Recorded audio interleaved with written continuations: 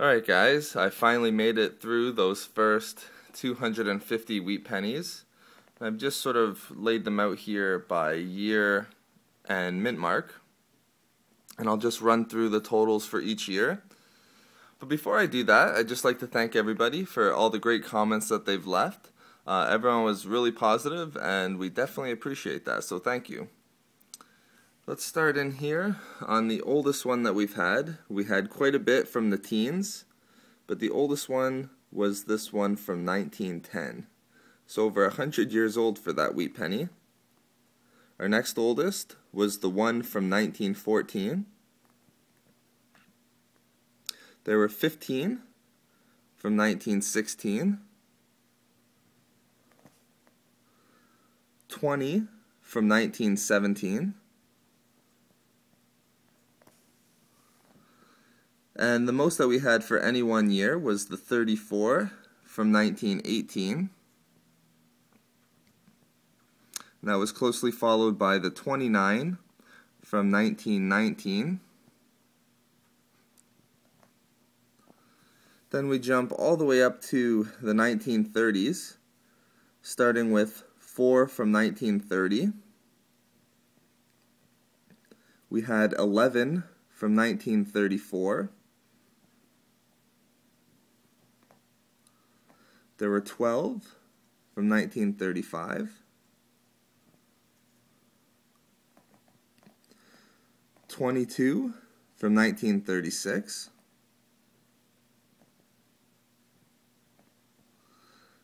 15 from 1937,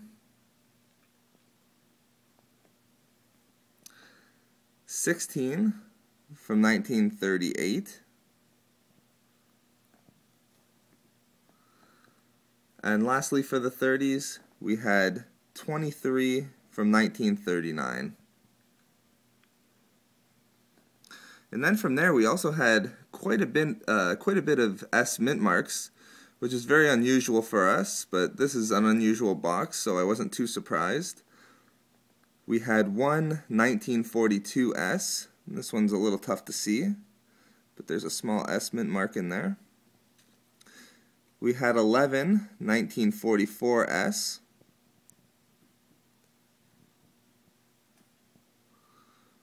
one from 1945. There were 8 from 1946.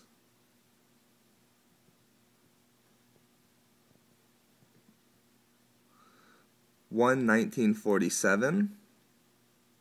And that one was probably in the worst condition out of all of them. It was quite bent.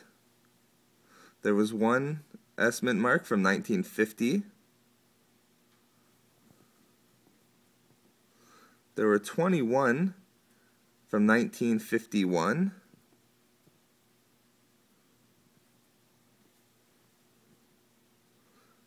Two from 1952.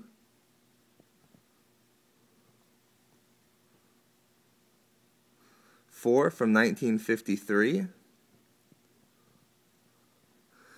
and then we get into our 2 D mint marks. We only had 2 in the first 5 rolls. There was one from 1944 and one from 1950. I'll just get in tight on this one here so that you can see the D. Hopefully the camera picks it up and you guys can see that. There we go.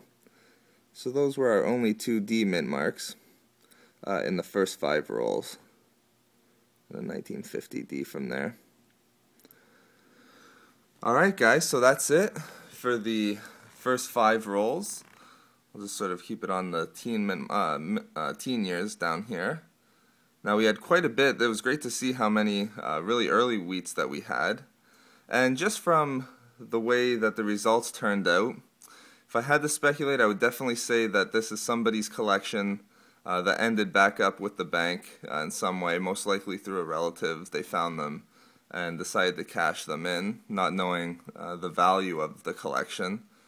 I didn't tell how many were from each year as I poured out the first 5 rolls.